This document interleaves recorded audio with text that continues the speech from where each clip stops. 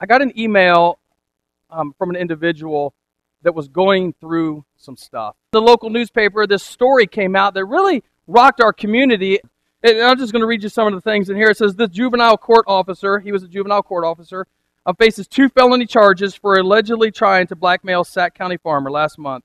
Now let's just be honest. Each one of us has had accusations come against us, have we not? Some of us, sometimes we get accused of things that we haven't even really done. Ryan, I don't know you too well, but I know you're involved with the church and with God and all of that stuff. I'm in a very bad spot in life. God has been absent for most of my life, and he's been gone because I blame him for taking my father away at a young age. I've had some really bad thoughts in my head. If you saw the front page of the paper, you'll know why. I need to find the right person to help me find faith again. I need to cry tears and confess sins I've never been able to because I've had no faith. My life is a disaster right now. Would you help me welcome Andy Menken?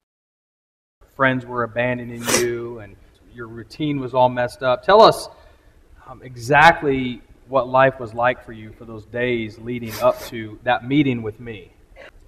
Man, I quit going to the gym. I quit going out in public. I'd drive 30 minutes to get groceries somewhere else. I just didn't even want to be around.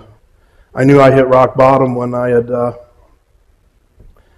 was driving actually up to see the sheriff in Sac County, and I pulled over the side of the road because I was just out of my head, not knowing what to expect, and I pulled out a notebook, and I wrote pros on one side and cons on one side, and that was to life.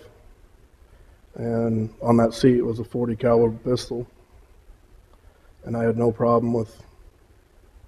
I didn't want to deal with the pressure anymore and stuff like that. I had no problem. I was just worried who was going to find me. Talking to Ryan was like my last chance. And he cried.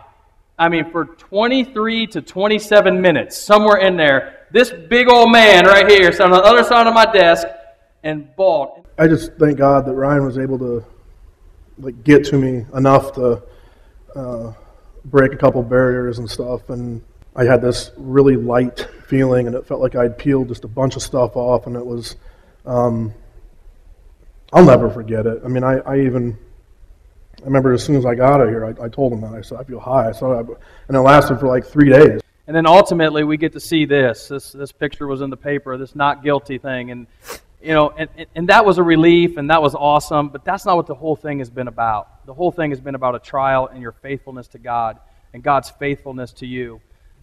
Everybody that knew me knew that I wasn't a part of that whole situation, and the real success, the real important message of all that was just me going through what I did and having all those tests to see if I would, remain faithful and things like that, and I did.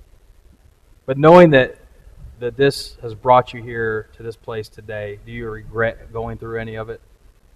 Not a bit. I feel like everybody in here is family, and then I can feel like this place is home.